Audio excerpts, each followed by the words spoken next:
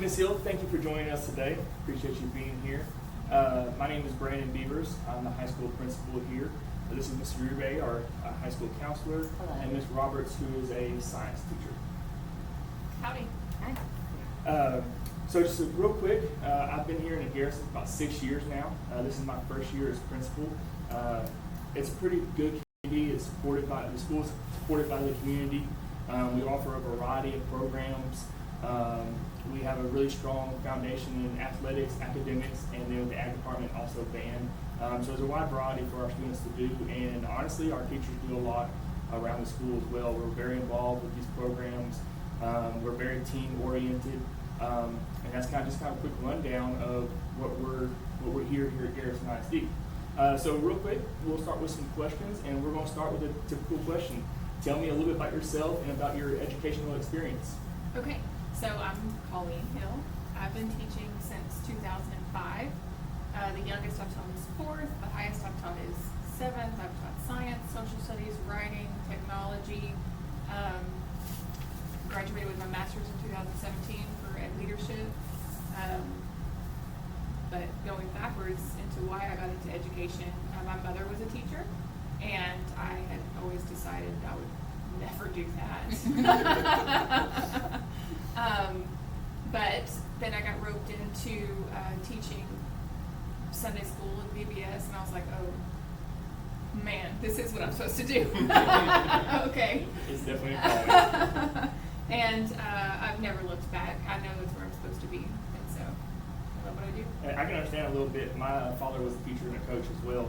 I was the opposite though. I wanted to do it since day one, and my dad begged me to find something else to do. I was like, no, this is a calling. This is what I want to Yeah. do. So that's awesome. I appreciate that information. Uh-huh. Can you describe your classroom management style? Yes, building relationships first.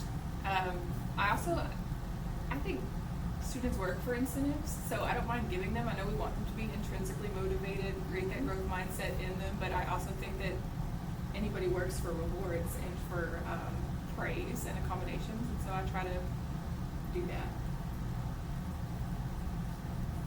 All right, so tell us how you've incorporated technology into your classroom in the past.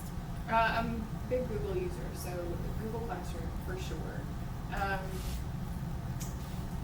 I even throw things in there that maybe are not necessarily technology lessons, but just, I almost use it like a social media feed sometimes. So in case you missed it, here's what we did in class today. Here's some other sites you can go to if you're really interested in the topic. Post your questions below and I'll get back to you. Just to try to create that interactive community where students who may not speak up in class will feel comfortable to speak up and ask questions and make comments online. I know that technology in the classroom is really important in our world right now, but I also see its overuse in places, and so I know that there's a time and place for lessons and for assignments to be given via technology, and for the old school methods to be used as well. We need to actually speak to one another, and Right. students need practice with that too. So. I really like that. We try to incorporate Google Classroom a lot into our classroom and in our education. But I definitely agree with you. It's hard to find that line of, hey, this is making our life easier, this is what we need you to do, and then you guys still could sit down and be able to look through a textbook and write and find the answer Right. too. And so that's getting hard for some students to do nowadays. Well, So, and you see it more and more, their social skills are lacking. So I've even done just explicit instruction on, hey, when somebody's talking to you, you should look at them in the face. I know you don't use your eyes to listen, but it just lets them know that you're there and you're with them. And sometimes those students actually have to be taught that, and it's not, Right.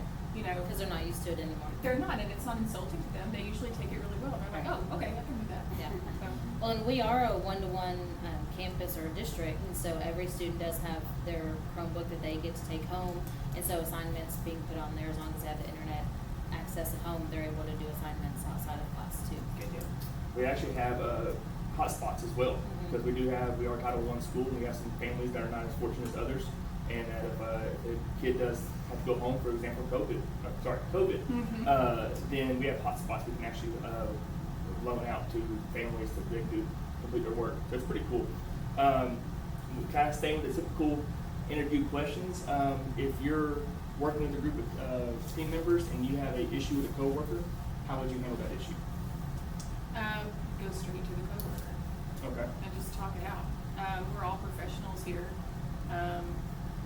I did a book study called Fierce Conversations, and I recommend it to anyone, not just people in education, but anyone should do it because it really talks about how sometimes when you know you're going to have a tough conversation with a peer or with a boss or even with a student or a parent sometimes, that planning those conversations is really valuable and helpful so that your feelings don't get in the way. You can be more objective, you can be factual, and you can really talk about the issue without it being a personal issue. It's a professional thing. So. And so if that issue was with your campus administrator, would that change? No. I appreciate someone that can say, hey, here's the problem, let's figure this out together, instead of creating more and more issues. But if you try to go handle something with somebody else or talk with somebody else, it just fuels the fire. So I like that, I appreciate that. Let's see. What are your strengths and areas you would like to grow in as a teacher? I do think I'm strong at building relationships with students. I think learning and loving students should be a number one requirement for teachers. And if you don't love it, just don't do it. Just do something else. And I do love it, and so I think building relationships with students is a strength. I also feel very comfortable with my content. I think that's a strength. Area of weakness. I didn't prepare.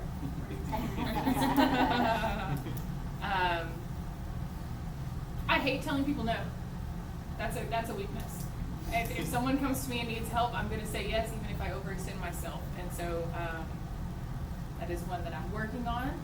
My husband likes to say that he's the only one that I know how to say no to. Well, I can't say no to other people like you do to me, and so I'm working on it. Well, Guilty.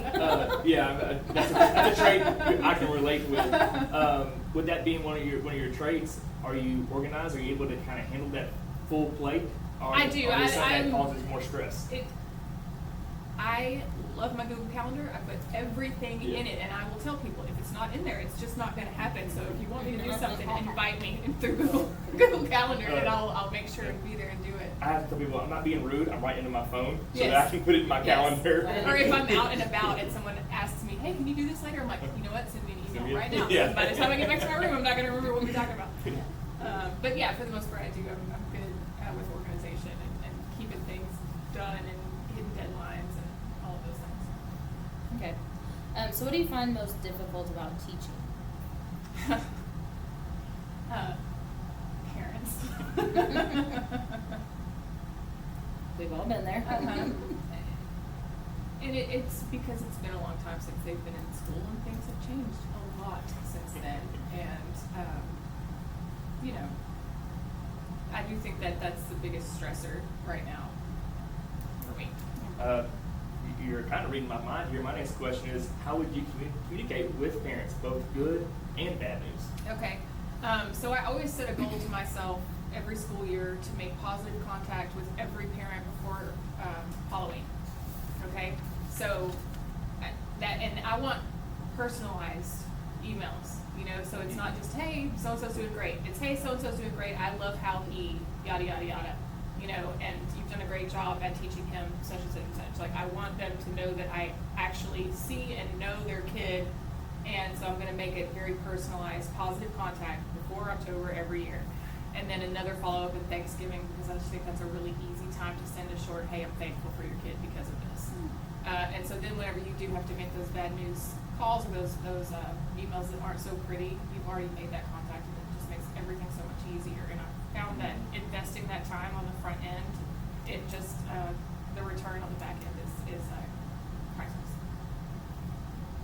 Like you kind of mentioned, like, I feel bad for parents that the phone rings And every they time know. they're like, oh, again, like, what did you do? And it's funny because when I do make those positive calls, a lot of the times they are like, oh, okay, because that's not what they're expecting. And that's something awesome when I was a teacher. I used to try to do that too, because that's just a highlight. Like, you don't realize what you make a difference in some of the kids' lives. Like, You know, Right. their parent comes home, comes in the room and says, "Hey, you got somebody bragged on you." Yes. You know, and Yes. it changes their whole world sometimes. Yeah. That's awesome.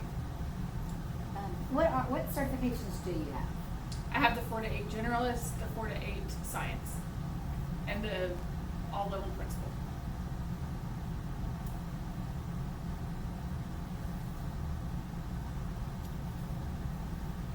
All right, so tell us some qualities or characteristics that you want. If we were speaking to one of your students, what qualities or characteristics in yourself would you want them to be able to recognize and tell us about? I want them to describe me as excited and enthusiastic, loves the content, loves her job. And I want them to know without a doubt that I care about them. Okay. So walk me through that. How would you present yourself to make your kids say that about you? You know, it's easier than it sounds because I actually do love my content.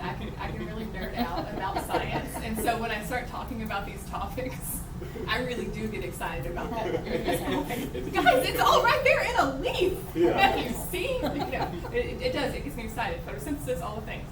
I love science. It's easy for me to be enthusiastic about it because I love it. I had a group of kids kind of pick on me.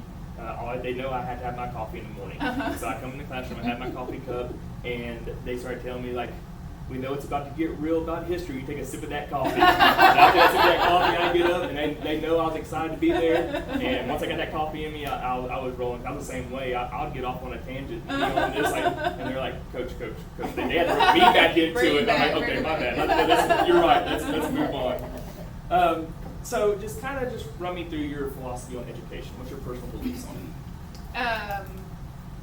Well, we kind of already talked about it a little bit, and I think that there's a reason that Maslow's 4 Blooms is sort of a trending phrase in education right now because it's so true. We've just got to meet their physical and emotional needs before we can even think about their education and academics. And so, again, I believe in relationships over rigor, and that has to be where we go first before we can touch anything academically.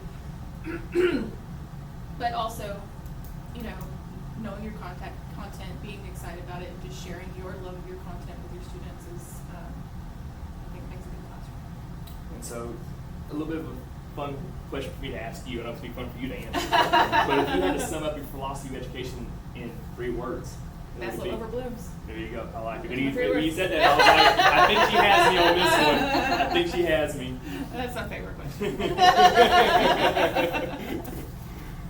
Okay, let's say a student is just not comprehending a concept Mhm. that you are trying to present. Mhm. Well, how would you respond to him or her? Sometimes they need to hear it from someone else. If I have someone in the class who really is catching it and running with it, I might partner them for an activity or use a little bit of peer tutoring. Also, again, like I said on the Google Classroom, I love to put in YouTube videos of other people teaching the same thing. Mhm. You didn't get it from me, try to get it from this person, and then let's talk about it. Because sometimes that really helps. They just need to hear it in a different way. And a lot of times those YouTube videos are really well produced, and you'll see some that have some graphics, and you're like, oh wow, I never really saw it that way either. And so, Start making Yeah. notes. Yeah. Yes. And real quick, we'll jump out of turn here. That kind of maybe I think. Have you ever been able to observe other teachers in schools you've been at before? Yes. How did that affect your teaching? It showed me a lot of what I want to do and some things I didn't want to do. You know, I think it's helpful in both senses. I learned a lot from mentor teachers when I first started about just very tangible classroom management things. One thing I used in elementary school that I loved, there was a chart on the board, and it was just the hundreds board, just a hundreds chart with numbers on it, and the teacher would, during class, and that was a great answer, you could go sign the chart, and so Miss Amy would go up and pick a number and put her name on it. And just for anything during the day, well, that was really sweet of you to help your friend with that. Would you go sign the chart or, you know, whatever. And so when the chart was full, she put all of the numbers into a hat and she would draw a number. And if your name was on that number, then you got a prize. So the more times your name was on the chart, the better a chance you had. So she's teaching probability and she's giving incentives and she's giving them a chance to stand up and go somewhere. And so Movement is just always little good. tips like that, I think, are you know, things that this teacher's been using for years and doesn't really think to say, hey, try this. You know, another thing was I was in a classroom and I noticed that a teacher had put Post-it notes just on one student's desk. Okay, and every now and then she would just go pull one off and keep doing what she was doing. And so I asked her later, what was that about? And she said that's a nonverbal reminder for him because he doesn't like to be called out, but he does get off task a lot. But if I walk by and just pull a Post-it note, he knows that I'm watching, and I noticed that he was off task, and I didn't have to call him out. And I was like, that's fantastic. Mhm. So lots of cool tips like that. I think we get a lot from watching each other teach. Yeah, that's a Absolutely, great yeah. point.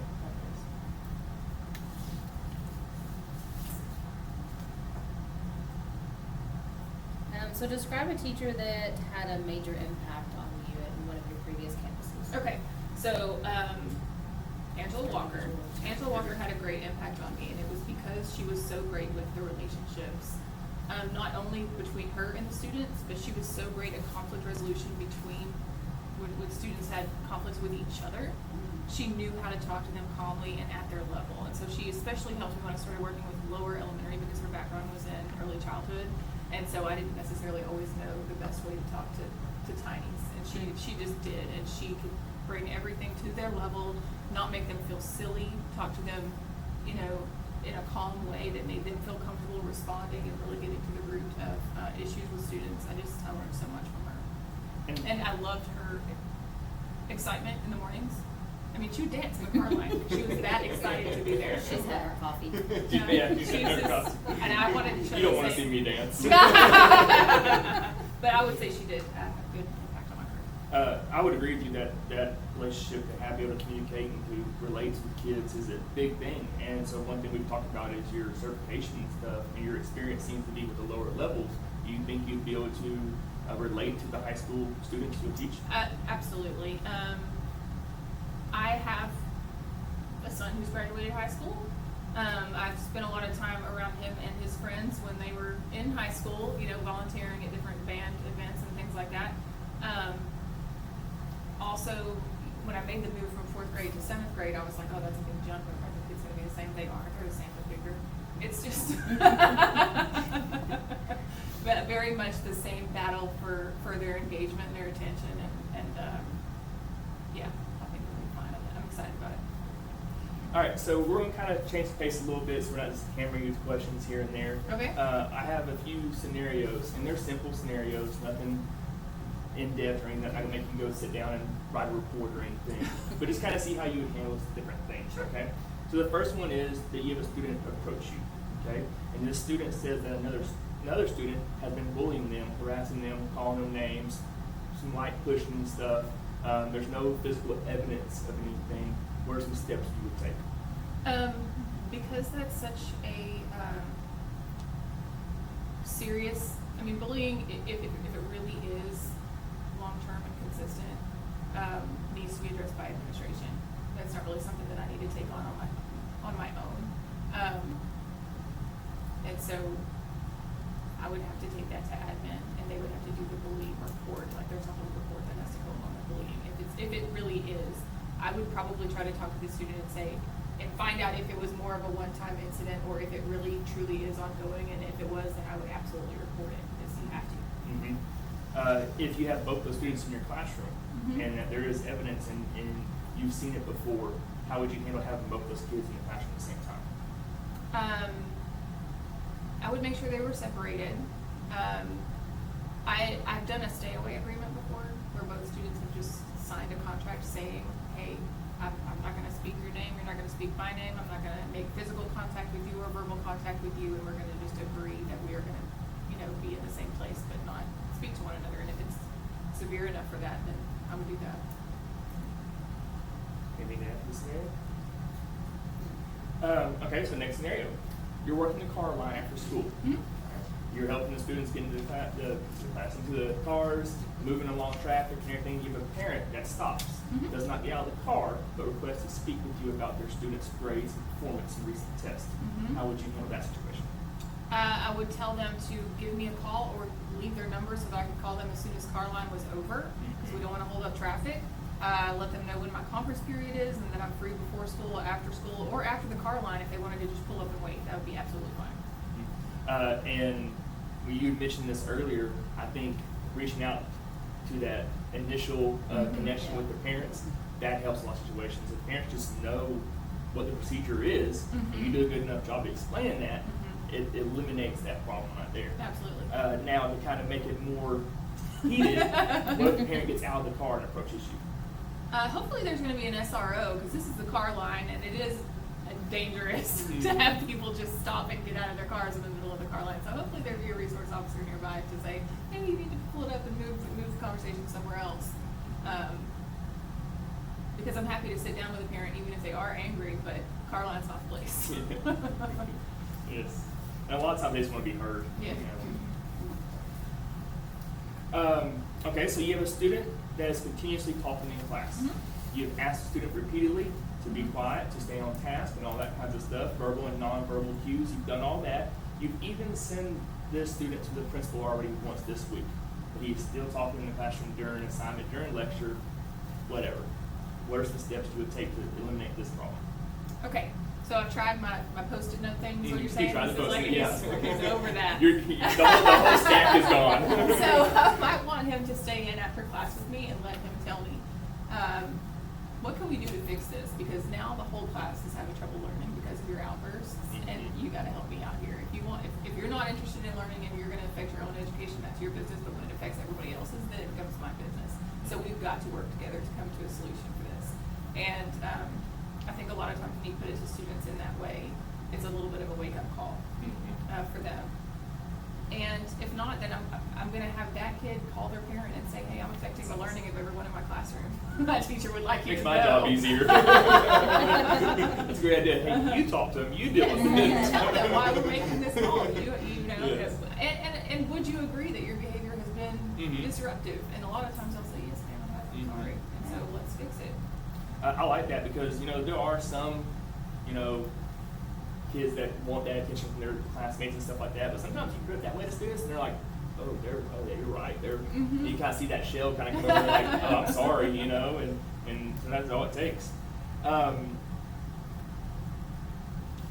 Just curious, what would be some strategies to kind of help that student be quiet and stay focused? Do you have any kind of classroom tricks or like strategies that you would use to keep them on task, or other than sticky notes, something like that? If the problem is frequent talking, I actually had this happen one time. I had a class and they were so chatty. It was the whole class. It wasn't just one or two kids. They were just a very social class. And so we did a lot of activities that required them to talk to one another.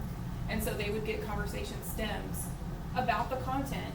And so I would be monitoring, making sure that what they were talking about was appropriate, but I gave them opportunities to talk to one another, and I think that helped a lot. Yeah. I love that because I'm all about making your life easier. I want to do things that make my life easier, and it takes some pressure off them. Right. If you're a social group and your teacher's going, be quiet, and you're bursting at the seams, like, okay, you know what? Hey, let's have this class discussion. Yes, Yeah. let's use these strengths that you have. Yes. Let's use this gift of gab. At least I want to do this. To get into this content. Yeah, a couple of years ago, I had a big group of athletic boys that wanted to talk about nothing but football, and so it was very challenging to get them to focus on the content and have those conversations. But we did some. I'm usually the one that's quiet, and then I had to kind of change my direction and Start go that route too. googling football articles to read. Hey, read this. Then we'll talk about it. That's math word problems. Okay, so this is one of my favorite interview questions right here. Oh, good. Okay, perfect world. Yes, perfect Okay, world. the funds are there. You have all the support you want. What is your ideal classroom? What would it look like? What am I teaching? Let's go science. Okay, teaching high school science. High school science. All right, let's see. I'm teaching chemistry. I'm going to have a classroom that has like a beautiful mural of the periodic table on the wall. We're going to have flexible seating. We're going to have lab equipment there in the classroom. Everybody has their own microscope and their own goggles and all of their own equipment, their own laptop to take with them everywhere. Unlimited resources for unlimited science stuff, all the chemicals, all the things. We've got it all. I like how you mentioned the table on the wall. I was given a STAR test one time, and I kept watching these kids. Answer a question a bit. and they were picturing The periodic the table on the wall. on the wall, and they're just like, okay. You know, it's funny because I remember doing tricks like that as a kid. You know, I'm like, yeah, I remember looking up, and like, I remember that she had this poster on the wall right there. What did that poster say? Okay, yeah, that's what I'm looking for. There you go. So that's awesome. And unlimited resources. That we're gonna go on a lot of field trips. We're gonna see a lot of science in the real world. You know, that is one pro we do have here, though, is we're close to SFA. Mhm. And so there's a lot of hands-on activities that SFA puts on for us that we were able to just bust, 20 minutes down the road, and our kids are there. And that's something that a lot of schools don't have. They have to travel far to get that experience for our students. That's one thing that we do appreciate having close by. So kind of staying with the same idea there. Walk me through one of your like lesson plans. How would a perfect world lesson plan look? Let's see. I really like for students to discover the concept on their own. I think it lends itself well in science to really do that 5E lesson plan where the students are going to explore before you explain. So 5E lesson plan is what I use for science. And so that whenever we are having the conversations and we're leading through the activity, I'm going to use those probing questions to get them to come to those conclusions on their own and just lead them to where I need them to be by the end of it. So that instead of having on the board, students will, by the end of it, they will, but not at the beginning. I want them to discover it on their own. Do you have any examples of like bell ringers, exit slips you've done in the past?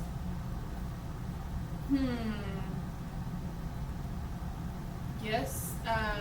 Bell ringers, I like to do vocabulary charts. We'll do a lot with our science vocabulary.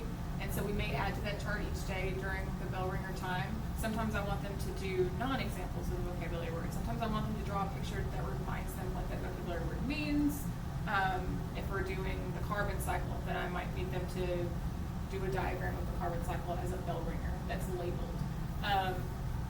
Exit tickets, I like for them to create questions on what we've done.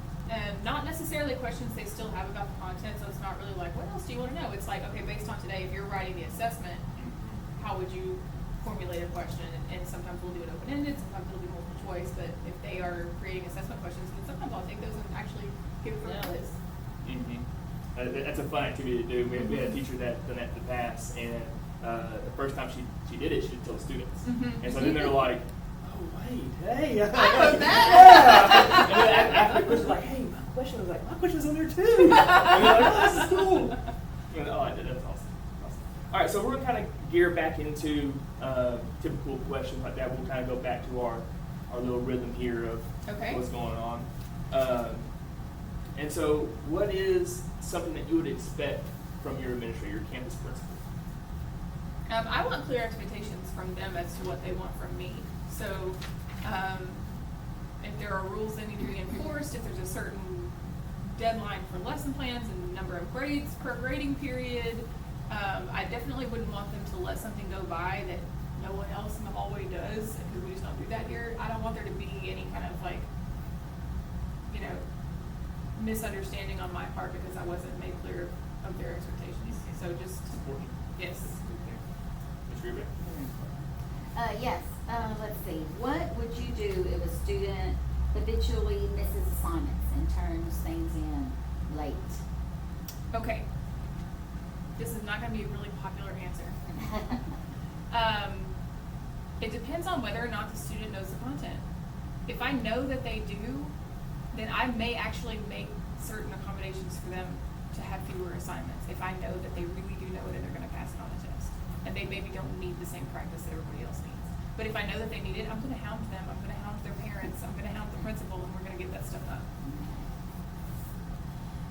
With that being said, I know some people like some teacher, and it's in our policy that we have, so many days late, and then after so many days it's just a zero. What are your thoughts on that process? What do you mean? Do you expect the kids to turn things in no matter how late? I mean, there's kind of, I will we have take some late that work do. until the end of the grading period typically, unless it's to school, a campus-wide policy that we absolutely don't. But if I assign something, it's for a reason, and so I really do want them to do it. And so I'll accept it until the end of the grading period. Once again, typical interview question I suppose in there. Just hope you've been practicing them. Nope. In 5 years, where do you see yourself? Where do I see myself in 5 years? Folk singing park ranger? No, I don't know. I'll still be teaching something somewhere because I love it. You say that with all the COVID stuff and all the regulations and everything, man. You being a park ranger out there singing folk songs might be sounding pretty Right? nice. I already play the ukulele, People so start walking up and start avoiding them. Done my time with people. Let's see. What are 3 things that you expect from your students? I expect their attention and respect, and expect them to respect each other when they're in my room. They don't have to love each other, but they do respect each other. That's an important lesson to learn. That definitely makes the classroom management a lot easier to follow those students. All right, what roles and responsibilities do individuals within a team have? Within a teaching team? Yes. What are some that you've been on, that like your role has been in those teams? in the past? Okay. I'm head of all the shenanigans. I guess it just depends on what kind of team you have. I was on a team where there was one teacher that made lesson plans for a certain subject, and then I made the lesson plans for a different subject, but we both taught both. So we would kind of divide responsibilities in that way, so that we could both be doing the same things, but not have double the work. I enjoy working on a team. I do like to keep it fun and light, and I have been known as a prankster. But all in fun, they know it's because I love them, and it just kind of keeps the workplace fun. Yeah, definitely. You have to have that relationship with your coworkers, otherwise it's just boring to come to work. And And so we've been discussing a lot about technology and being relevant to the students and all that kind of stuff. And as we were talking about that earlier, I had another question that popped in my head. Being specific with activity or technology, how could you make your lessons relevant to our students today?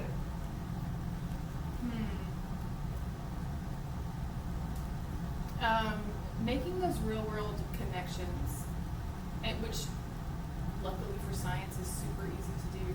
It really is. It's one of the reasons why I think science is the most fun thing to teach, because it all just matters so much. You can make those real life connections so easily. Also, I love having in guest speakers that are in the science field. So my brother is an engineer, and I've had him talk to my students before, and he has 4 small children of his own, so he actually is really good at talking to in a way. He's already good at it. Yes, because I was like, man, he's going to talk over their heads, and they're going to be so bored, and I'm going to have to apologize to my class later. But actually, he was really good, and the kids enjoyed it. He was able to answer their questions, and it was fun. And so bringing in people that actually work in the field, I think, is a really good way to make things relevant to the students. I know when I was teaching history, one of my favorite things to do was, hey, make a tweet.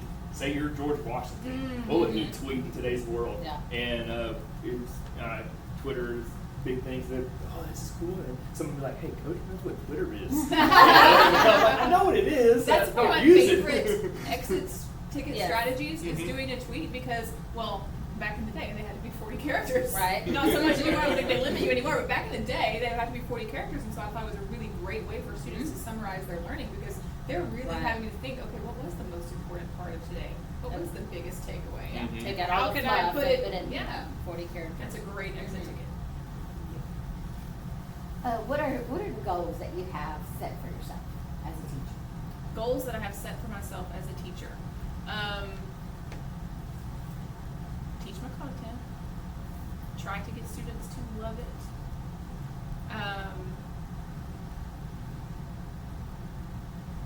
Stay professional, keep cool, keep learning. Actually, like that you brought that up. What kind of professional development do you prefer? What helps you become a better teacher? I love the CAST Conference for Science. It's it's strictly for science teachers. It's usually in a different Texas city every November, and it just really recharges you as a science teacher because it's all just a bunch of nerdy science teachers together in one spot, sharing ideas, getting excited, and there are breakout sessions that are relevant to whatever content you're actually teaching. So if I'm teaching high school chemistry, I can just go to talk to other high school chemistry teachers. And so just a bunch of science nerds putting our heads together, we can get a lot done. And so, if you haven't noticed, I like real world scenarios and questions like that. But let's say you've been here for a couple of years and we're doing professional development for school. We come to you and say, hey, we want you to lead one of our staff developments. Sure. What would you want to do? Okay, I've actually done one. Can I use one I've already done? Of course, yes. All right, so I presented presented at our service center on one of their technology days, and I presented on using technology for formative assessment. So firstly, you need to make sure your teachers know what formative assessment means, because when you hear the word assessment, sometimes they just think it's that quiz at the end, but formative is actually, throughout your lesson and during your lesson, are they with you?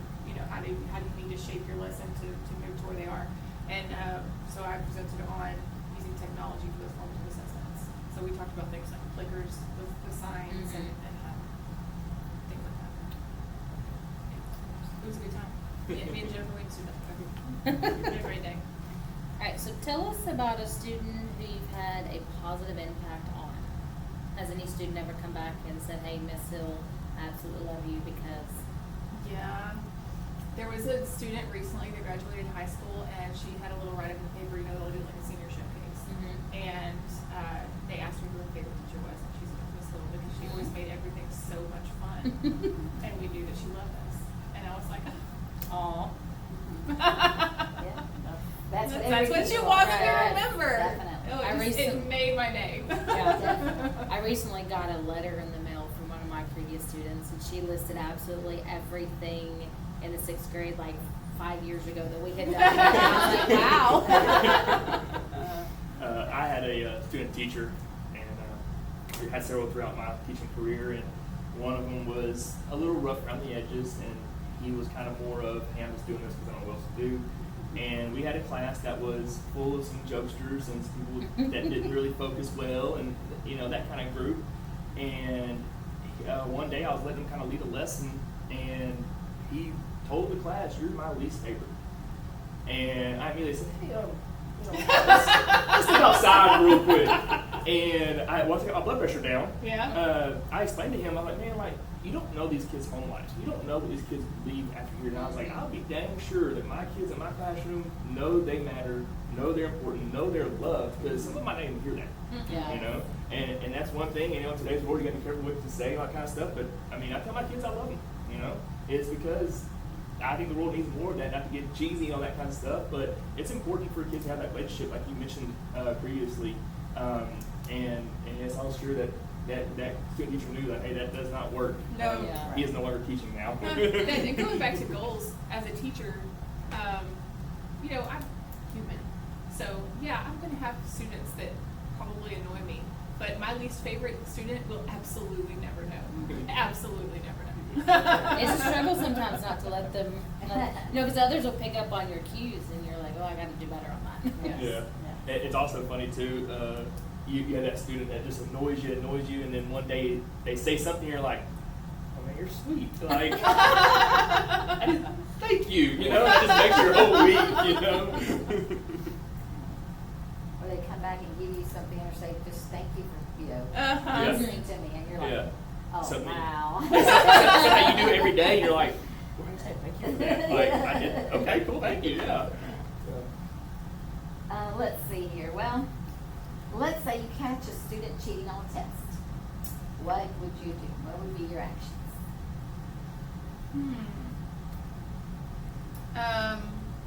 So for one thing, I think if your test is Googleable, it's not a great test. So I don't really want to give an assessment that students can cheat on. I'm assuming here they're maybe cheating off of one another.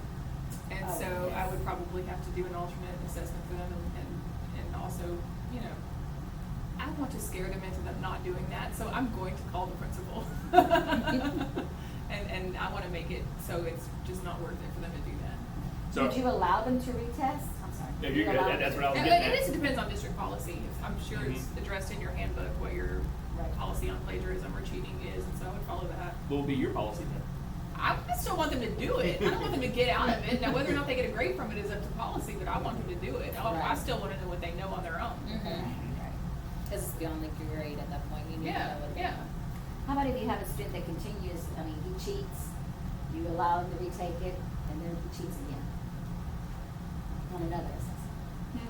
I want him to know that he's really not going to get out of the assessments, and he's really still going to have to do them, even though he's not getting credit for them. 'Cause I just don't want it to be an excuse to not do the work. You're going to keep on doing it until it's your work. Exactly. So just do it the first time. Would you contact parents, of course? Yes. Very nice. Okay. Alright, how have you responded to criticism in the past? Oh, just screaming, crying. I think it depends. Yeah. Well, we appreciate you coming in today. No, I was an athlete in high school, and I like the criticism. I'm also a musician. I want people to tell me that's way too fast, sister, slow down, or you could tweak this or that, and it would sound so much better. If it's going to make me better, I welcome it. If you don't mind me asking, what sports did you play growing up? Okay, everything that was offered at my school. I I love it. pitcher on the softball team, played basketball not well. Did run cross country, did track. That was all that was offered at the time when I was there. There was no volleyball or anything like that. So yeah, I did them all. When I was teaching, I had a little get to know me presentation out on the first day, that typical stuff, and I would list off my hobbies, and it would be all different kinds of competitions. And I would tell my kids, if you can compete in it, I want to learn it, I want to do it, I want to try. win. Yeah, I want to win. Guitar Hero, And champion. this is one of my favorite stories, a little bit about myself. Me and my wife have been married almost 4 years now, and our biggest argument we've had over Monopoly. Because she just- Don't play. we haven't played it since. Like, we're both so competitive. We both want to win. Yeah, my husband does not like to play games with me. He really doesn't. And then I'm just curious now, what all instruments do you play? Ukulele, guitar, piano, organ. Please tell me that if you were working here, I would hear you ukulele coming down the hallway. Just look over there. Pick it up and play. That's awesome. That's awesome. Now that would bring morale up. Oh yeah, definitely. One thing that we're kind of focusing on this coming year is cross-curricular. Okay. We really want to improve standardized testing scores and student achievement, all that mumbo-jumbo stuff. Sure. And so what are some ways, being in a science class, that you could help us out in that matter? Okay, I think it's super easy to incorporate literacy into science. There are always articles that can be read, and then you can talk about, like I said, main idea and summary, the tweet exit ticket, is part of that literacy, I think, when you're summarizing. But also, I love incorporating writing into science content. At the elementary level, the students had to pretend they were a drop of water and move themselves through the water cycle in a story. They got very creative. It was lots of cute. fun. In middle school, I had them, we were doing body systems, and it was around Valentine's Day, so they had to write love poems from one organ to another. Those were fantastic. Here's all the things you do for me, and That is stuff awesome. like that. So I really enjoy allowing for creativity and incorporating writing into science. I think is really fun. Teaching, once again, U.S. history, and I apologize if I keep bringing it back up, but I love being in the classroom. Uh-huh. And so, but I'd always, like you said, it's easy to kind of adapt writing into it. So we do journal entries and different stuff like that. And students would get mad at me. They're like, "We counted off for this grammar." I'm like, "Yeah, you're writing a news article, a journal entry. I'm going to count off for that. Like, what's history?" And I was like, "That doesn't matter. You got better than that." Exactly. and then there's a lot of math in science, especially in high school chemistry. I mean, that's equations. There's going to be a lot of math, and then there even was some in middle school. And so whenever any kind of math would come up in science, I would hear the same thing. What class are we even in right now? Why are we having to do this? And I'm like, don't you guys know math and science are BFFs? Right. yeah. Now, they need to learn that everything kind of overlaps. So Absolutely. everything is real life kind of. Mm-hmm. That's honestly one of my favorite responses to hear from students. What class are we in? Yeah. That tells me I'm doing a good job. Uh-huh. The other one is, they're always hitting you with, well, why do we learn this? Mhm. And so I used to always try to beat them to the punch. I was like, hey, yes, I know you're asking. Why are we learning this? And I was like, let me tell you why. Here's why. Here's the, like history. Here's the bad things that happen. This is why we don't, Let's learn from that our kind of past, stuff. yeah. And so you mentioned whenever we were talking about your certification and stuff that you have a master's in educational leadership. Mhm. How would that help you in the classroom?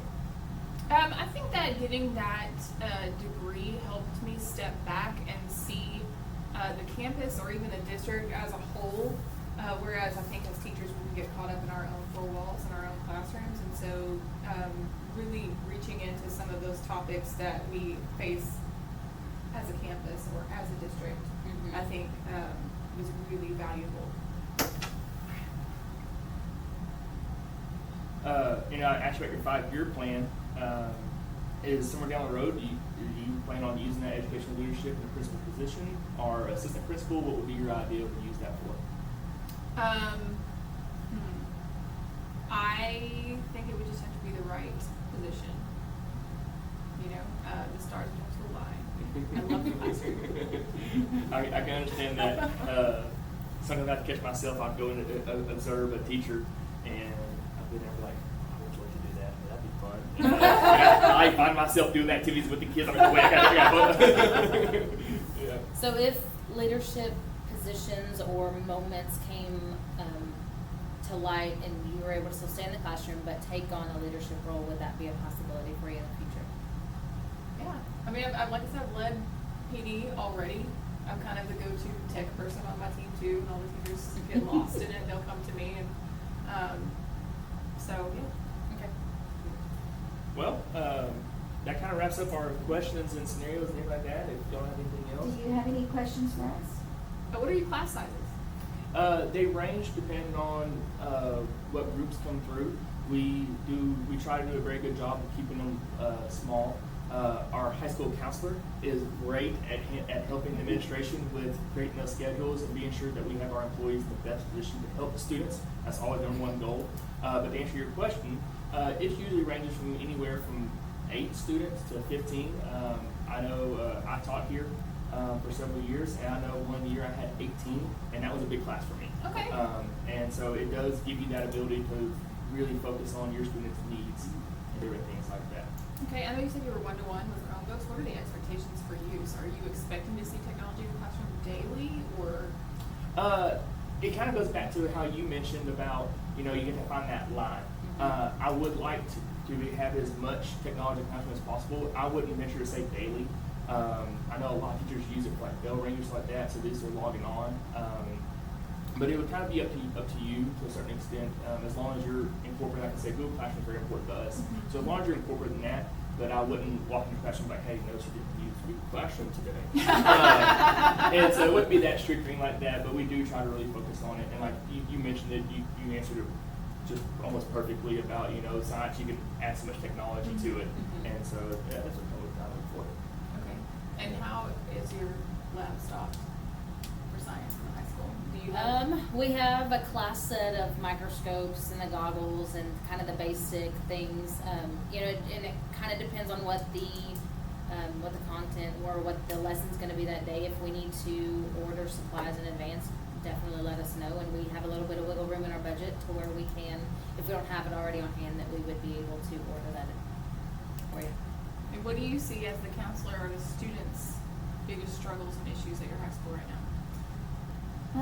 Let's see. Struggles of students. I would think